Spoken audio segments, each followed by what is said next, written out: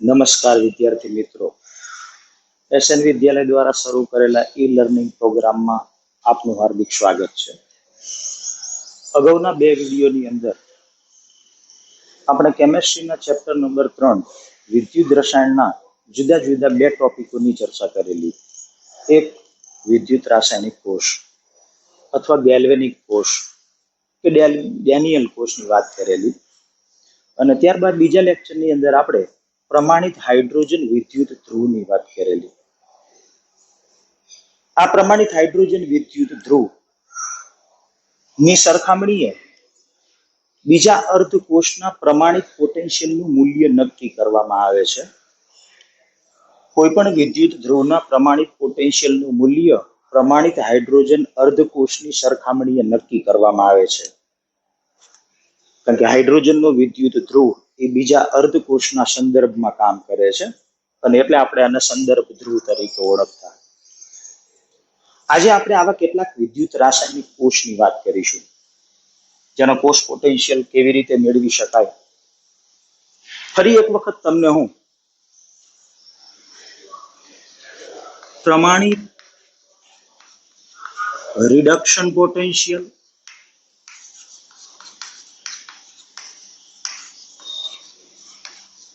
અને પ્રમાણિત ઓક્સિડેશન પોટેન્શિયલની વાત કરું.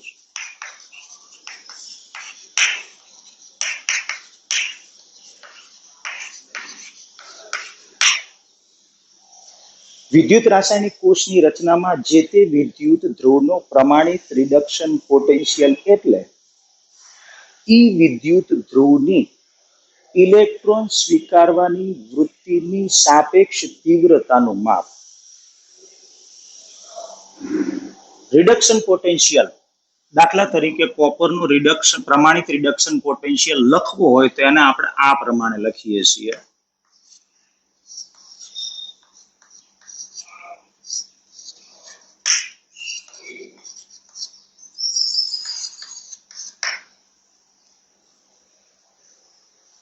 ઓક્સિડેશન પોટેન્શિયલ મારે લખવો હોય તો પ્રમાણિત ઓક્સિડેશન પોટેન્શિયલ એટલે જે તે વિદ્યુત ધ્રુવની ઇલેક્ટ્રોન મુક્ત કરવાની વૃત્તિની તીવ્રતાનું સાપેક્ષ માપ. કોપરનો પ્રમાણિત ઓક્સિડેશન પોટેન્શિયલ લખવો હોય તો એને આમ લખાય. આ યાદ રાખજો, કારણ કે કોષનો કોષ પોટેન્શિયલ શોધવા માટે આપણે જે તે અર્ધકોષના પ્રમાણિત રિડક્શન પોટેન્શિયલ અથવા તો પ્રમાણિત ઓક્સિડેશન પોટેન્શિયલનો ઉપયોગ કરી અને કોષનો કોષ પોટેન્શિયલ મેળવી શકીએ. દાખલા તરીકે ડેનિયલ કોષની આપણે વાત કરીએ તો ડેનિયલ કોષની અંદર એનોડ તરીકે ઝિંકનો વિદ્યુત ધ્રુવ વર્તતો.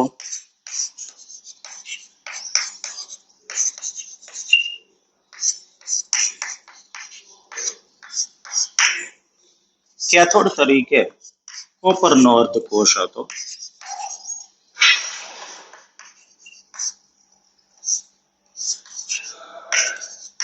વિદ્યુત રાસાયણિક કોષનું સાંકેતિક નિરૂપણ મેં તમને સમજાવ્યું હતું.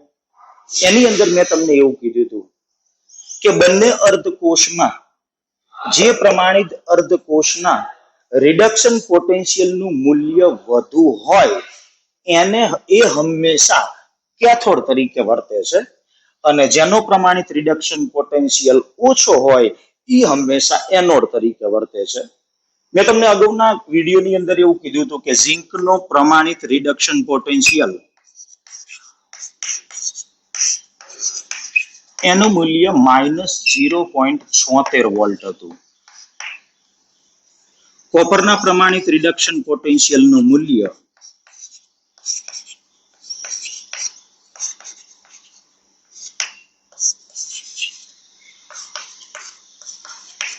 એ 0.34 વોલ્ટ હતું. કોષનો કોષ પોટેન્શિયલ એટલે શું? તો કે કેથોડનો પ્રમાણિત રિડક્શન પોટેન્શિયલ અને એનોડના પ્રમાણિત રિડક્શન પોટેન્શિયલની તીવ્રતાનો તફાવત, જેને આપણે કોષનો પ્રમાણિત કોષ પોટેન્શિયલ કહેતા, જેને નામ આપ્યું હતું E0 શેલ. તો E0 સેલ એટલે reduction potential of cathode minus reduction potential of anode. તો ડેનિયલ કોષની રચનામાં એનોડ નો વિદ્યુત ધ્રુવ એટલે ઝિંક નો વિદ્યુત ધ્રુવ હતો, જેનો રિડક્શન પોટેન્શિયલ આ છે. કેથોડ નો વિદ્યુત ધ્રુવ એટલે કોપર નો હતો, જેનો રિડક્શન પોટેન્શિયલ આ છે. તો કેથોડ નો રિડક્શન પોટેન્શિયલ એટલે 0.34 માઇનસ એનોડ નો રિડક્શન પોટેન્શિયલ એટલે માઇનસ 0.76 વોલ્ટ. એટલે આપણો કોષનો કોષ પોટેન્શિયલ આવતો 1.10 વોલ્ટ. આમ પ્રમાણિત વિદ્યુત રાસાયણિક કોષનો કોષ પોટેન્શિયલ, જેને આપણે E0 સેલ તરીકે ઓળખીએ છીએ, એ મૂલ્ય 1.10 વોલ્ટ આવતું. આ તો આપણે ડેનિયલ કોષની વાત કરી. કોઈ પણ બે અર્ધ કોષને જોડેલા હોય અને વિદ્યુત રાસાયણિક કોષની રચના કરી હોય, તો એ વિદ્યુત રાસાયણિક કોષની રચનામાં આ તો તમારે હંમેશા યાદ જ રાખવાનું કે જેનો પ્રમાણિત રિડક્શન પોટેન્શિયલ વધુ હોય એ હંમેશા કેથોડ તરીકે વર્તે, જેનો પ્રમાણિત રિડક્શન પોટેન્શિયલ ઓછો હોય એ હંમેશા એનોડ તરીકે વર્તે. દાખલા તરીકે હું ઝિંકના વિદ્યુત ધ્રુવને પ્રમાણિત હાઇડ્રોજનના વિદ્યુત ધ્રુવ સાથે જોડી અને જો હું વિદ્યુત રાસાયણિક કોષની રચના કરું, એટલે એક ઝિંકનો અર્ધકોષ,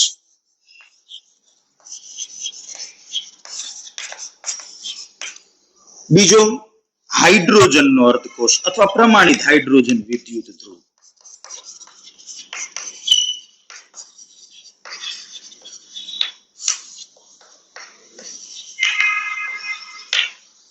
આપણને ખબર છે કે પ્રમાણિત હાઇડ્રોજન વિદ્યુત ધ્રુવ એની ઇલેક્ટ્રોન ગુમાવવાની કે સ્વીકારવાની વૃત્તિની સાપેક્ષ તીવ્રતાનું મૂલ્ય એ 0 વોલ્ટ આપણે સ્વીકારેલું છે.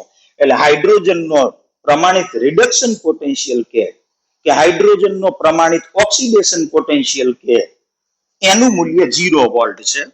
દાખલા તરીકે એનો મારે રિડક્શન પોટેન્શિયલ લખવો હોય તો હું આમ લખી શકું, તો એ છે 0 વોલ્ટ. હાઇડ્રોજનનો મારે પ્રમાણિત ઓક્સિડેશન પોટેન્શિયલ લખવો હોય તો એને હું આમ લખી શકું,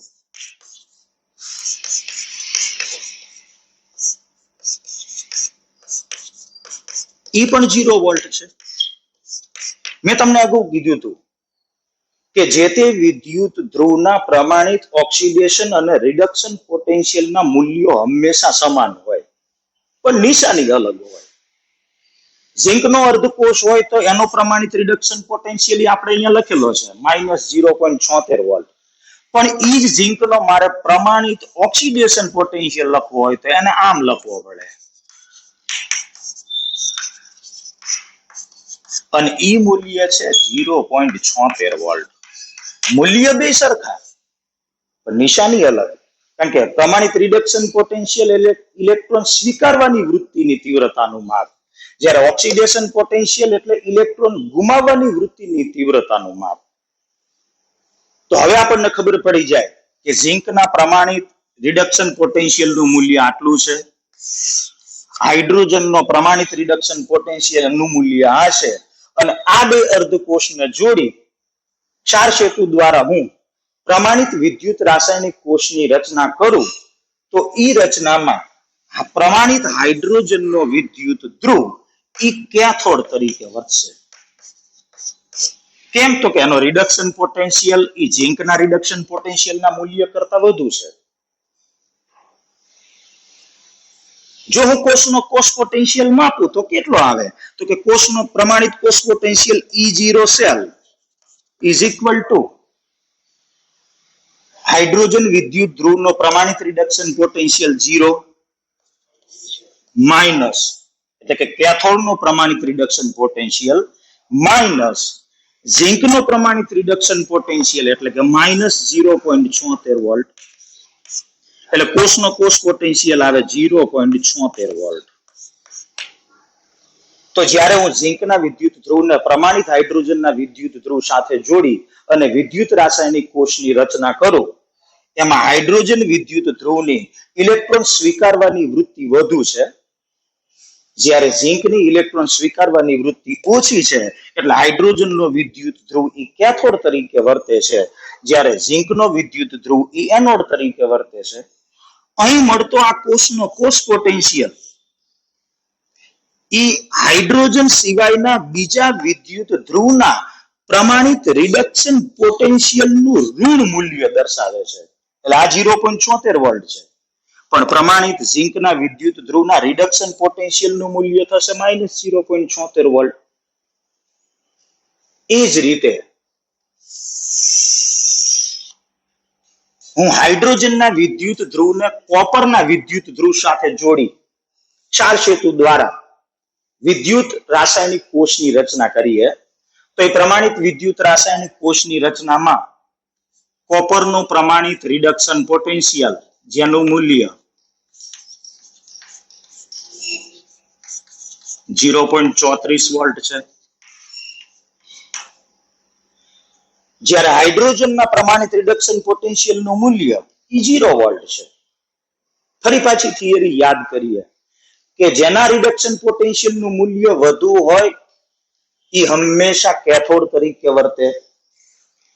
ટૂંકમાં હવે હાઇડ્રોજનની સરખામણીએ Cu+2 ની ઇલેક્ટ્રોન સ્વીકારવાની વૃત્તિનું મૂલ્ય વધુ છે, તેથી કોપરનો વિદ્યુત ધ્રુવ એ કેથોડ તરીકે વર્તશે, જ્યારે હાઇડ્રોજનનો વિદ્યુત ધ્રુવ એ એનોડ તરીકે વર્તશે.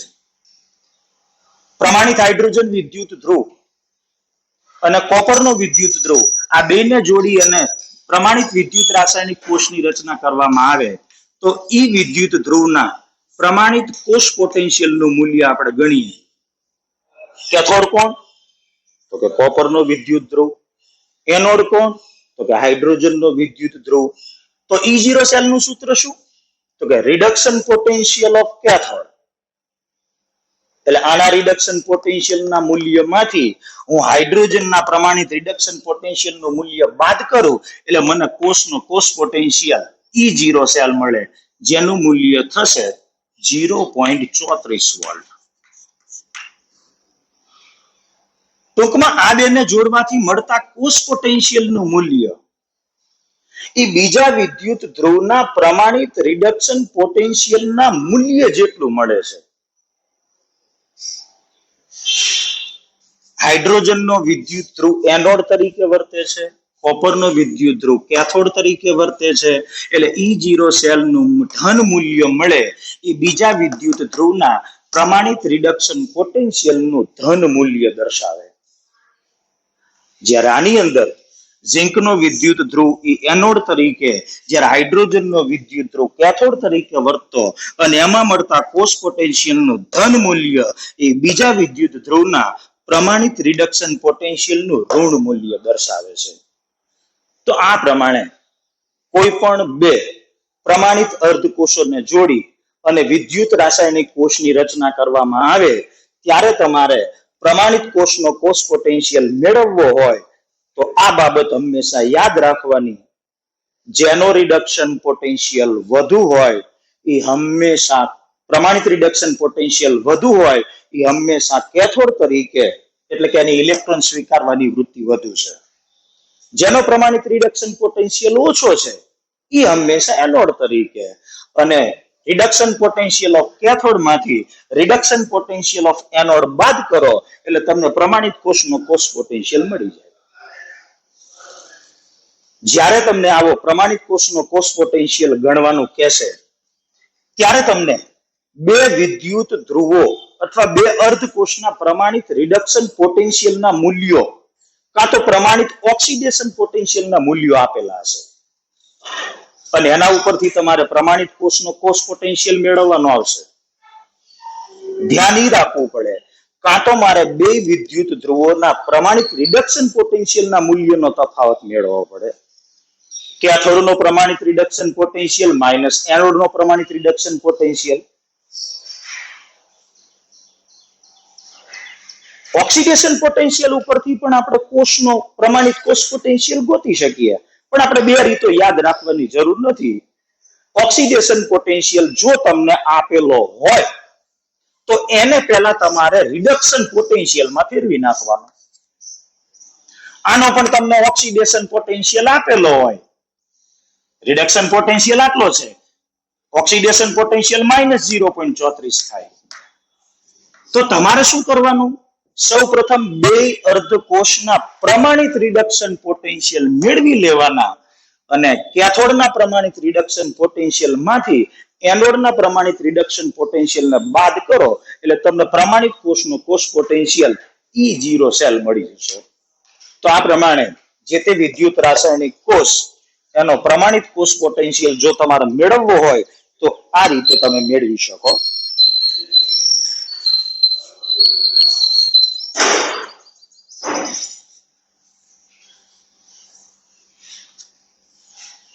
ત્યારબાદ આપણે એનોડ અને કેથોડ ઉપર થતી જે પ્રક્રિયા ડેનિયલ કોષમાં હતી એની પણ તમને ચર્ચા કરી હતી. ઝિંકનો અર્ધકોષ એનોડ, તો ત્યાં ઓક્સિડેશન પ્રક્રિયા થાય. આ પ્રમાણિત હાઇડ્રોજન વિદ્યુત ધ્રુવ કેથોડ, તો અહીંયા રિડક્શન પ્રક્રિયા થાય. પ્રમાણિત હાઇડ્રોજન વિદ્યુત ધ્રુવની જ્યારે વાત કરી ત્યારે એ વખતે મેં તમને એવું કીધું હતું કે પ્રમાણિત હાઇડ્રોજન વિદ્યુત ધ્રુવ એ સંદર્ભ વિદ્યુત ધ્રુવ છે, બીજા અર્ધકોષના સંદર્ભમાં કામ કરે છે. એટલે પોતે એનોડ તરીકે વર્તી શકે, દાખલા તરીકે આની અંદર કેથોડ તરીકે પણ વર્તી શકે. એ એનોડ કે કેથોડ તરીકે વર્તશે, એના રિડક્શન અને પ્રમાણિત ઓક્સિડેશન પોટેન્શિયલ નું મૂલ્ય તો શૂન્ય જ છે. તો એના અનુસંધાને આપણે કોષના પ્રમાણિત કોષ પોટેન્શિયલના મૂલ્યો મેળવી શકીએ.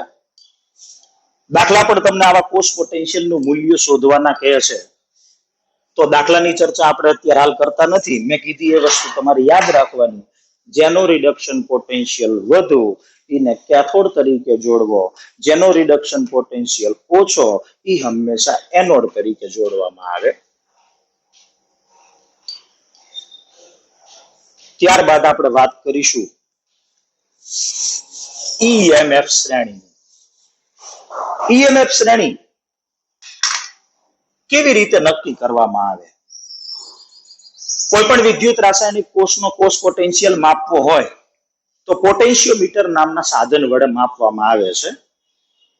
જ્યારે કોઈ વિદ્યુત કોષનો પોટેન્શિયલ પ્રમાણિત હાઇડ્રોજન વિદ્યુત ધ્રુવના સંદર્ભમાં માપવામાં આવે ત્યારે વિદ્યુત ધ્રુવના પોટેન્શિયલને EMF તરીકે ઓળખવામાં આવે છે. જ્યારે કોઈ વિદ્યુત રાસાયણિક કોષનો પોટેન્શિયલ પ્રમાણિત હાઇડ્રોજન વિદ્યુત ધ્રુવના સંદર્ભમાં માપવામાં આવે છે ત્યારે એને વિદ્યુત ધ્રુવનો EMF તરીકે ઓળખવામાં આવે છે.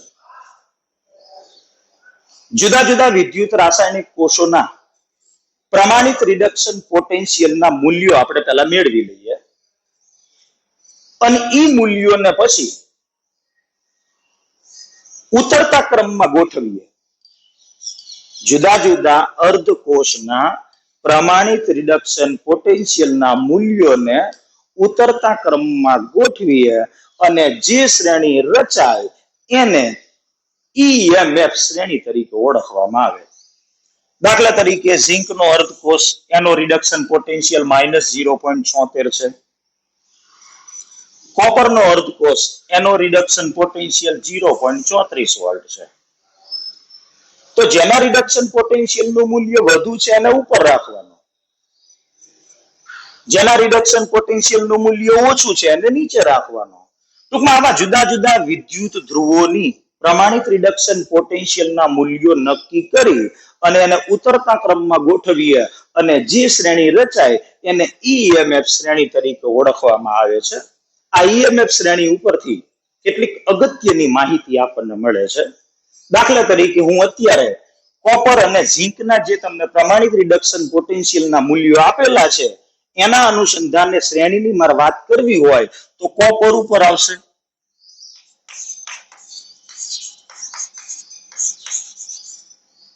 જેનો પ્રમાણિત રિડક્શન પોટેન્શિયલ 0.34 વોલ્ટ છે. ઝિંક એની નીચે આવશે કારણ કે એનો પ્રમાણિત રિડક્શન પોટેન્શિયલ એ -0.76 વોલ્ટ છે.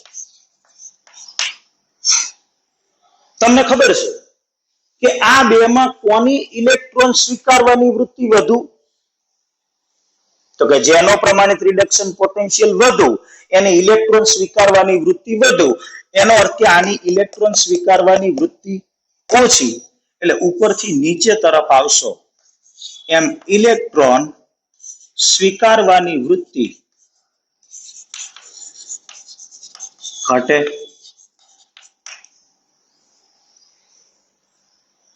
આની રિડક્શન પ્રક્રિયા અનુભવવાની વૃત્તિ ઘટે.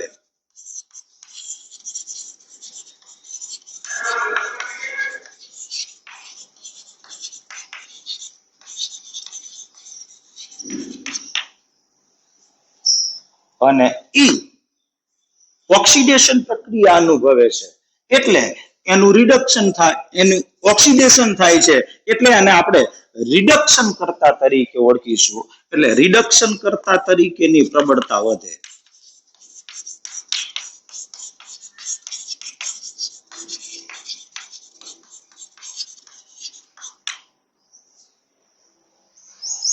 એ જ રીતે નીચેથી ઉપર જાવ તો ઉલટું. આની ઇલેક્ટ્રોન સ્વીકારવાની વૃત્તિ આના કરતા વધુ છે. એટલે નીચેથી ઉપર તરફ જઈએ એમ ઇલેક્ટ્રોન સ્વીકારવાની વૃત્તિ વધતી જાય. રિડક્શન પ્રક્રિયા અનુભવવાની વૃત્તિ એ પણ વધતી જાય. અને ઓક્સિડેશન કરતા તરીકેની પ્રબળતા એનું મૂલ્ય ઘટે, કારણ કે એનું રિડક્શન થાય છે એટલે એને ઓક્સિડેશન કરતા કહેવાય. એ ઓક્સિડેશન કરતા તરીકેની જે પ્રબળતા છે એનું મૂલ્ય વધતું જશે. સહેલાઈથી રિડક્શન પામે છે. જેનું રિડક્શન થાય એને ઓક્સિડેશન કરતા કહેવાય. એટલે ઓક્સિડેશન કરતા તરીકેની પ્રબળતા વધશે. જ્યારે તમને આવી ઈએમએફ શ્રેણીની અંદર જુદા જુદા અર્ધકોષના પ્રમાણિત રિડક્શન પોટેન્શિયલના મૂલ્યો આપેલા હોય તો એ પ્રમાણિત રિડક્શન પોટેન્શિયલના મૂલ્યો ઉપરથી તમે એ તો નક્કી કરી જ શકો કે આમાંથી કયો અર્ધકોષ એનોડ તરીકે વર્તશે અને કયો અર્ધકોષ કેથોડ તરીકે. જેનો રિડક્શન પોટેન્શિયલ વધુ એ કેથોડ, જેનો રિડક્શન પોટેન્શિયલ ઓછો એ એનોડ. સાથે સાથે આપણને એ પણ ખબર પડે, માની લો કે આ બેને આપણે જોડીએ, આનો રિડક્શન પોટેન્શિયલ ઓછો છે, જેનો રિડક્શન પોટેન્શિયલ ઓછો છે એ એનોડ તરીકે વર્તે એટલે એનું ઓક્સિડેશન થાય. કહેવાનો અર્થ કોપર ધાતુ એનો રિડક્શન પોટેન્શિયલ વધુ છે, એની નીચે જે ધાતુ આવતી હોય, કારણ કે આપણે એને પ્રમાણિત રિડક્શન પોટેન્શિયલના ઉતરતા ક્રમમાં ગોઠવ્યા છે અને એના આધારે શ્રેણી બનાવી છે. માની લો કે ઝિંક છે તો એની નીચે આવશે. હવે હું આ ઝિંક ધાતુને એની ઉપર રહેલી જે વધારે પ્રમાણિત રિડક્શન પોટેન્શિયલ નું મૂલ્ય ધરાવે છે એ ધાતુના ક્ષારના દ્રાવણની અંદર મૂકી દઉં તો ઝિંક ધાતુનું ઓક્સિડેશન થશે. જ્યારે CuSO4 ના દ્રાવણમાં રહેલા Cu+2 નું રિડક્શન થશે.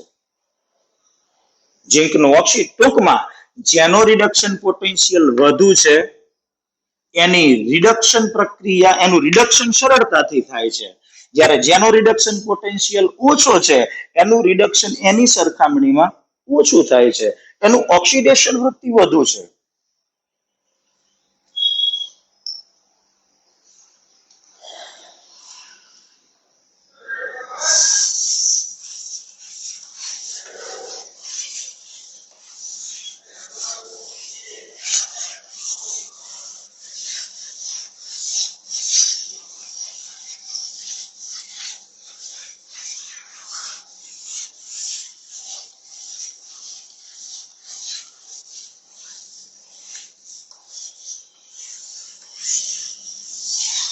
કોઈ પણ વિદ્યુત રાસાયણિક કોષની રચના કરવાની આવે તો હવે તમને આવડશે? બરાબર છે. અર્ધકોષના પ્રમાણિત રિડક્શન પોટેન્શિયલના અથવા પ્રમાણિત ઓક્સિડેશન પોટેન્શિયલના મૂલ્યો આપેલા હશે. એના ઉપરથી તમારે પ્રમાણિત વિદ્યુત રાસાયણિક કોષની રચના કરવાની આવશે. એના ઉપરથી કોષનો કોષ પોટેન્શિયલ મેળવવાનો આવશે. પહેલું કામ શું કરવાનું? તો કે બે અર્ધકોષના પ્રમાણિત રિડક્શન પોટેન્શિયલના મૂલ્યો એ મેળવી લેવાના.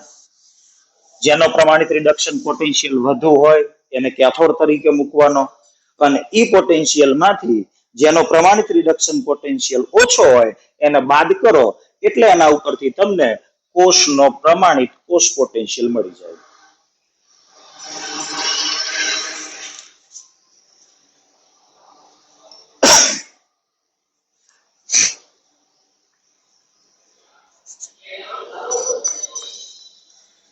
હવે આપણે વાત કરીશું નોશ સમીકરણની.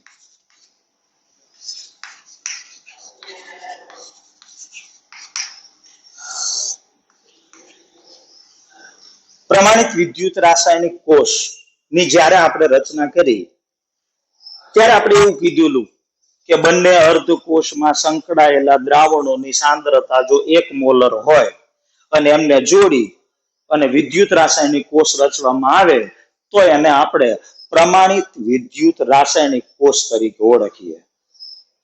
પણ જરૂરી નથી કે દર વખતે વિદ્યુત રાસાયણિક કોષની રચના કરવામાં આવે ત્યારે એમાં સંકળાયેલા અર્ધકોષમાં ભરેલા બંને દ્રાવણોની સાંદ્રતા 1 મોલર જ હોય. જો સાંદ્રતા 1 મોલર ન હોય તો એને આપણે બિન પ્રમાણિત કોષ તરીકે ઓળખીશું. આવા બિન પ્રમાણિત કોષનો કોષ પોટેન્શિયલ આપણે મેળવવો છે. આવા બિન પ્રમાણિત કોષનો કોષ પોટેન્શિયલ અને બંને અર્ધકોષમાં રહેલા દ્રાવણોની સાંદ્રતા આ બંને વચ્ચેનો સંબંધ દર્શાવતું સમીકરણ આ નોશ નામના વૈજ્ઞાનિકે રજૂ કર્યું.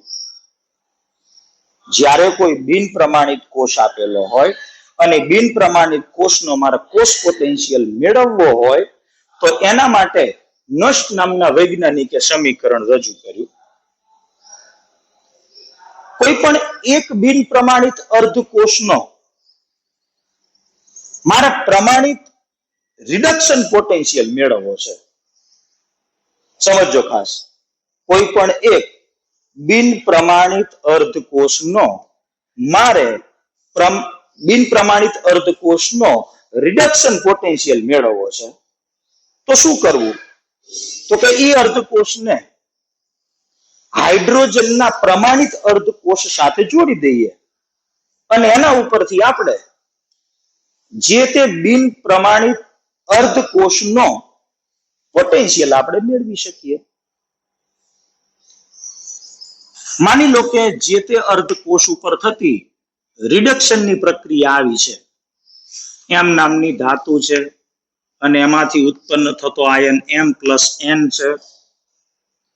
દ્રાવણમાં રહેલા ધાતુ આયનનું રિડક્શન થાય છે.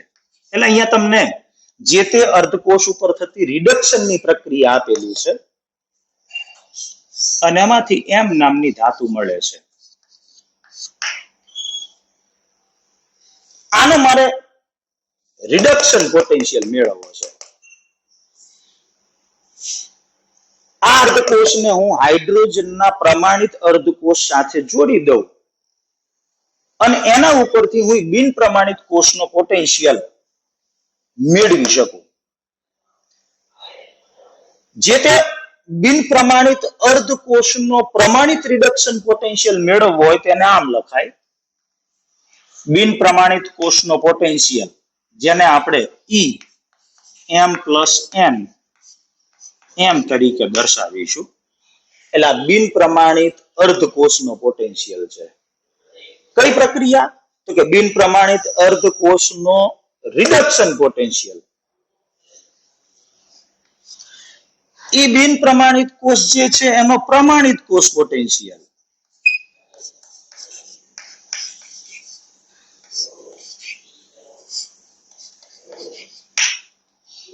માઇનસ RT/NF ln નિપજની સાંદ્રતા છેદમાં પ્રક્રિયકની સાંદ્રતા.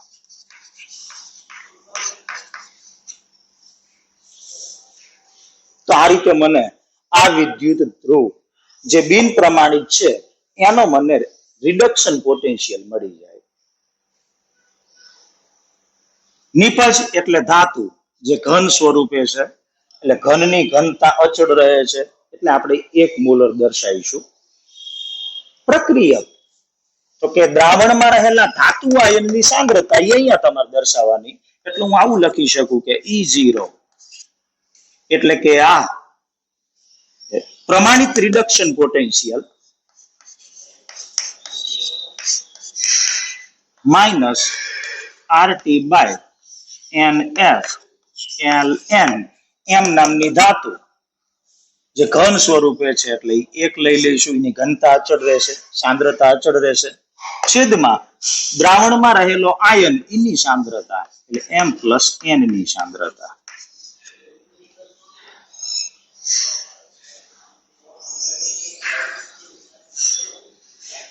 જે તે બિન પ્રમાણિત અર્ધકોષને પ્રમાણિત હાઇડ્રોજનના અર્ધકોષ સાથે જોડી અને બિન પ્રમાણિત કોષનો કોષ પોટેન્શિયલ આપણે મેળવી શકીએ.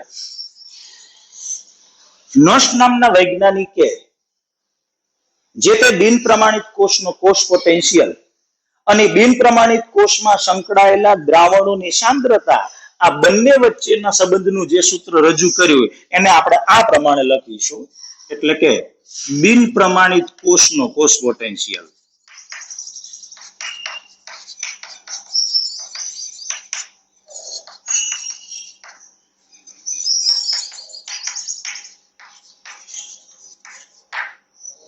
બિન પ્રમાણિત કોષનો કોષ પોટેન્શિયલ માર ગણવો છે, તો એનું સૂત્ર નષ્ટ રજૂ કર્યું કે બિન પ્રમાણિત કોષનો કોષ પોટેન્શિયલ E સેલ બરાબર પ્રમાણિત કોષનો કોષ પોટેન્શિયલ એટલે કે E0 cell minus RT by NF LN નિપજોની સાંદ્રતા છેદમાં પ્રક્રિયકોની સાંદ્રતા. નષ્ટ નામના વૈજ્ઞાનિકે રજૂ કરેલું આ સમીકરણ એ ઉષ્માગતિશાસ્ત્રના સિદ્ધાંતના આધારે તારવેલું છે. 11મા ધોરણની અંદર આપણે મુક્ત ઉર્જાનો ફેરફાર ડેલ્ટા G કોષનો કોષ પોટેન્શિયલ E0 સેલ એટલે કે delta G is equal to NF E0 cell નામનું સમીકરણ delta G is equal to -2.303 RT log K, જ્યાં K એટલે સંતુલન અચળાંક, એનો ઉપયોગ કરી અને આ સમીકરણ મેળવેલું છે. ટૂંકમાં ઉષ્માગતિશાસ્ત્રના સિદ્ધાંતોનો ઉપયોગ કરી અને બિન પ્રમાણિત કોષનો કોષ પોટેન્શિયલ અને ઈ બિન પ્રમાણિત કોષમાં સંકળાયેલા દ્રાવણોની સાંદ્રતા આ બંને વચ્ચેના સંબંધનું સૂત્ર આ નશ નામના વૈજ્ઞાનિકે રજૂ કર્યું, જેને નશ સમીકરણ તરીકે ઓળખવામાં આવે. દાખલા તરીકે અગાઉ આપણે પ્રમાણિત વિદ્યુત રાસાયણિક કોષ ડેનિયલ કોષની વાત કરેલી. આ ડેનિયલ કોષ જેમાં સંકળાયેલા દ્રાવણોની સાંદ્રતા 1 મોલર હતી, એટલે આપણે પ્રમાણિત કોષના કોષ પોટેન્શિયલનું સૂત્ર મેળવેલું. હવે પ્રમાણિત કોષનો કોષ પોટેન્શિયલ એટલે એનો કોષ પોટેન્શિયલ જ કહેવાય. કેમ? તો કે એમાં સંકળાયેલા જે દ્રાવણો હતા એની સાંદ્રતા તો 1 મોલર જ હતી. એ અહીંયા મૂકી દો એટલે અહીંયા લોગ લઈશું એટલે log 1 ની કિંમત એ 0 થશે, એટલે E cell is equal to E0 cell થશે. પણ જો ZnSO4 અને CuSO4 ના દ્રાવણોની સાંદ્રતા અલગ અલગ હોય અને આવા બે અર્ધકોષોને જોડી અને બિન પ્રમાણિત કોષની રચના કરવામાં આવે તો એનો કોષ પોટેન્શિયલ આ નશ સમીકરણ મુજબ આપણે નીચે પ્રમાણે મેળવી શકીએ.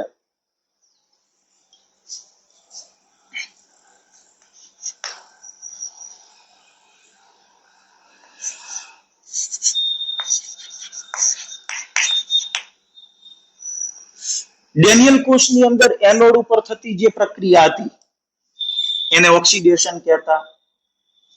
તો ઝિંક એની રિડક્શન પ્રક્રિયાની આપણે વાત કરીએ તો Zn+2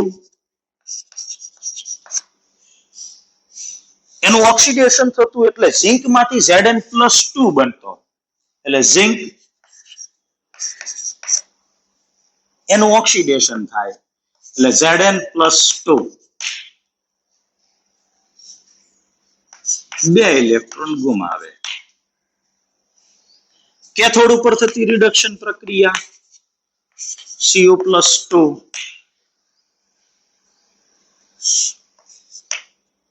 બે ઇલેક્ટ્રોન મેળવે, એમાંથી બને Cu.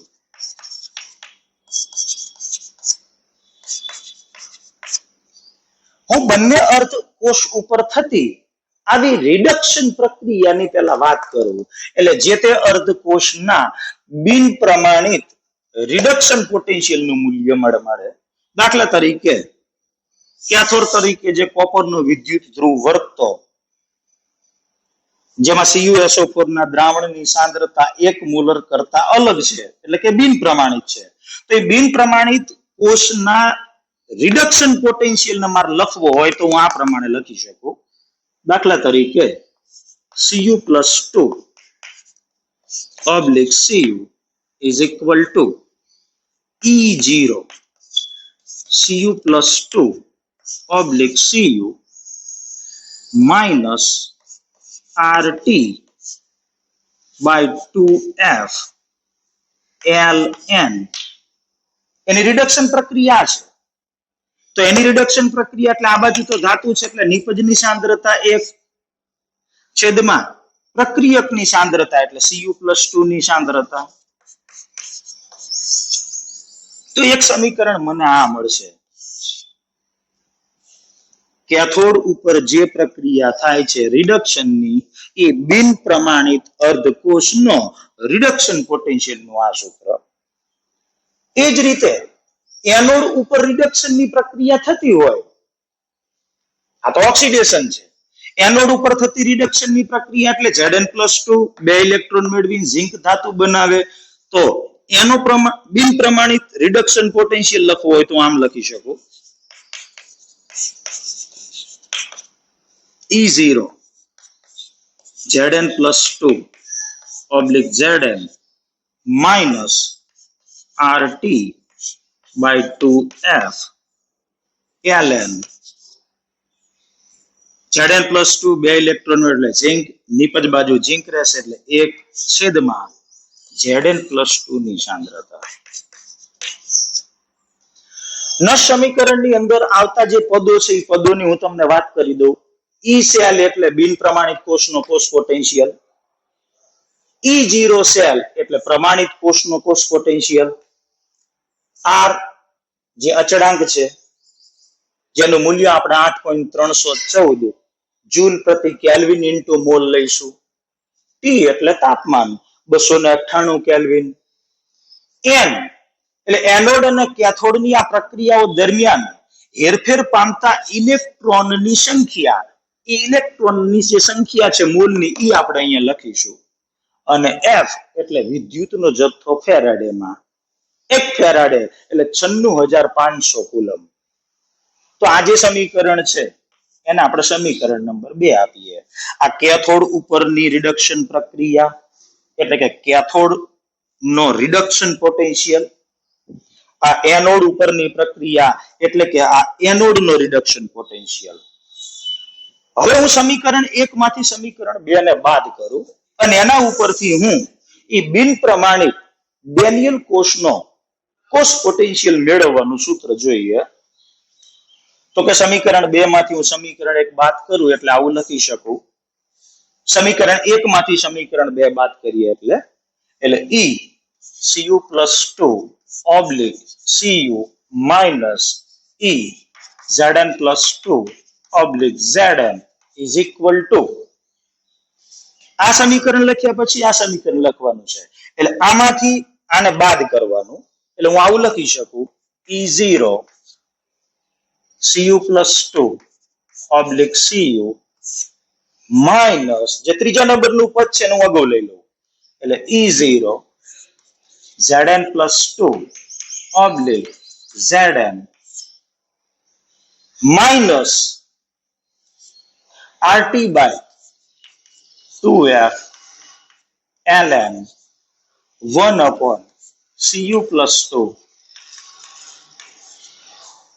અહીંયા આ પદ આખું માઇનસ આવશે એટલે આ તો માઇનસ થયું પણ આ પ્લસ થઈ જશે એટલે plus RT by 2F ln 1/Zn+2.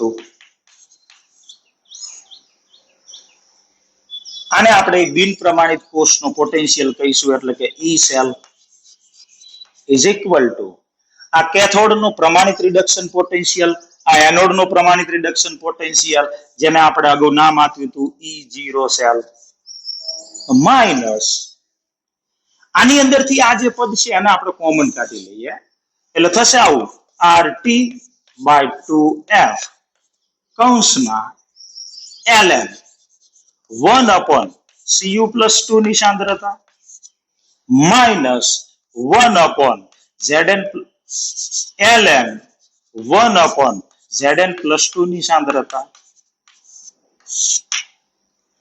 ln ની બાદબાકી એટલે એનો ભાગાકાર થશે, એટલે આપણે આમ લખીશું E0 cell minus RT/2F ln 1/Cu+2, એટલે Cu+2 છેદમાં આવશે, છેદમાં 1/Zn+2 એટલે Zn+2 ઉપર જશે. તો બિન પ્રમાણિત ડેનિયલ કોષનો કોષ પોટેન્શિયલ E સેલનું સૂત્ર આપણને આ પ્રમાણે મળશે. હવે આ નેચરલ લોગેરિધમને આપણે 10/2 તરીકે સાદા લઘુગુણકની અંદર ફેરવીએ તો આપણને સમીકરણ મળશે E સેલ બરાબર E0 સેલ માઇનસ 2.303 RT છેદમાં 2F ln Zn+2 ની સાંદ્રતા, સોરી log Zn+2 ની સાંદ્રતા છેદમાં Cu+2 ની સાંદ્રતા. 2.303 RT છેદમાં F, જેમાં R નું મૂલ્ય 8.314 જૂલ પ્રતિ કેલ્વિન ઇન્ટુ મોલ, T એટલે 298 કેલ્વિન તાપમાન, F એટલે વિદ્યુતનો જથ્થો એક ફેરાડે જેનું મૂલ્ય કુલમમાં છે 96500. એ બધી કિંમતો તમે અહીંયા મૂકી દેશો એટલે તમને ઈ મૂલ્ય મળશે 0.059, એટલે આપણને સૂત્ર મળશે E0 cell minus 0.059/2 log Zn+2 ની સાંદ્રતા છેદમાં Cu+2 ની સાંદ્રતા. તો આ નોશ સમીકરણ મુજબ આપણે બિન પ્રમાણિત કોષનો કોષ પોટેન્શિયલ આ સૂત્રનો ઉપયોગ કરીને મેળવી શકીએ. તમને પરીક્ષામાં પૂછે કે નોશ સમીકરણ એટલે શું, તો કે બિન પ્રમાણિત કોષનો પોટેન્શિયલ અને બિન પ્રમાણિત કોષમાં સંકળાયેલા દ્રાવણોની સાંદ્રતા એમની વચ્ચેનો સંબંધ દર્શાવતું સમીકરણ, જેને આપણે નોશ સમીકરણ તરીકે ઓળખીએ છીએ. નોશ સમીકરણના દાખલા આપણે આગળના વિડીયોની અંદર ગણીશું. નમસ્કાર.